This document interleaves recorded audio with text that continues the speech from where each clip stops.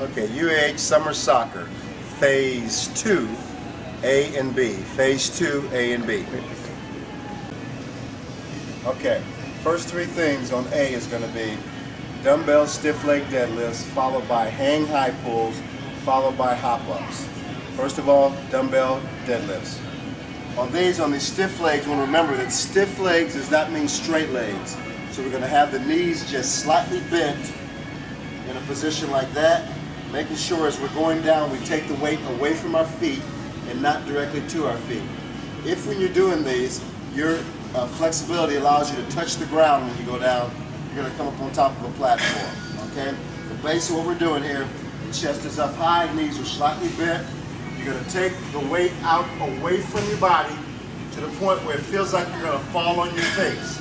If the weights are here, the gravity forces, you're just going to be pulling your head towards your feet, and that's going to be more pressure on your back. We're going to make sure that we're out with the weight, and we're back up. We maintain this position. Chest is up, take the weight away,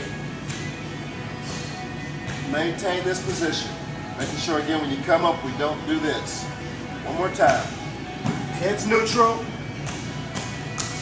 We stand. We finish the motion by doing a pelvic tilt with the hips. Not leaving the hips back, but bringing the hips through. Now stiff leg deadlifts. We're going to go right from there to the high pulls.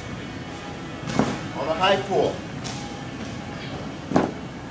we can do this from the floor. We can do this from hanging. This is called a hanging barbell high pull. You're going to get a grip right where your arm just naturally hangs from your shoulder. From this position here, again, keep your back flat in the same manner we just had on the stiff leg. You're going to go down to where the bar goes just below your knees. You're going to come up with the bar at your thighs. You're going to bring your hips through to the point where you're basically going to kind of hip the bar like this. At the same time you're doing that, you're bringing your elbows high, you're up on your toes, and your hips are up underneath your body. If you lose your balance on here, you should lose it going backwards. You should not lose it going forward. If you lose it going forward, it meant that you did not bring your hips through. The only way you can lose it going forward is keeping your hips back. Make sure you bring your hips through. So we go below the knees, elbows high.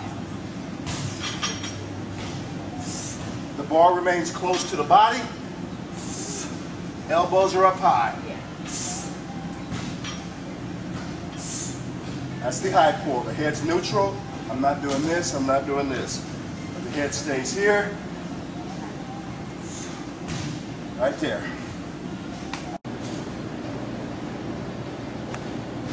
Okay, next we have hop-ups. The important thing on hop-up is just not how high your ability is to jump, but your ability to land correctly. We want to take off and land in the exact same position. When we're going down, we want to get the hands back in the back hip. We want to push the butt back just like we're going to do a squat. And then we're going to explode. The hands are going to come up top. When we land, we're going to land right back in this position. So we're here, up, land soft. Try not to make a whole lot of noise when you land. You're here, you're low, explode, and land. The tendency is to get up and land stiff. We don't want to do that. We want to land soft. And then we step down. Don't try to hop down because you can turn your ankle. From the front view, it's important when you land that your knees are here and they don't do this. All right? The knees are right here. One more time. I load, explode, stick, and step down.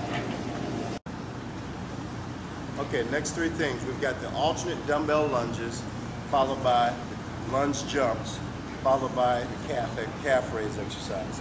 First of all, in our walking lunges, it's important that we have the body position where we have the chest up and we lead with the belly button, not leading with the head. So the first thing that gets pushed out is going to be the hips are going to be out front like this, and not the head out in front like that. So we lead with the hips.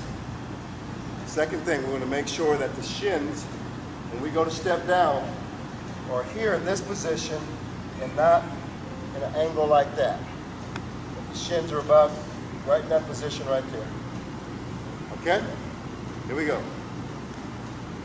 Good, chest is up, we bring that knee through. Like we're gonna knee somebody with that backside pick, there you go. Pick that foot up, so we don't wanna go lazy with that foot coming off the turf.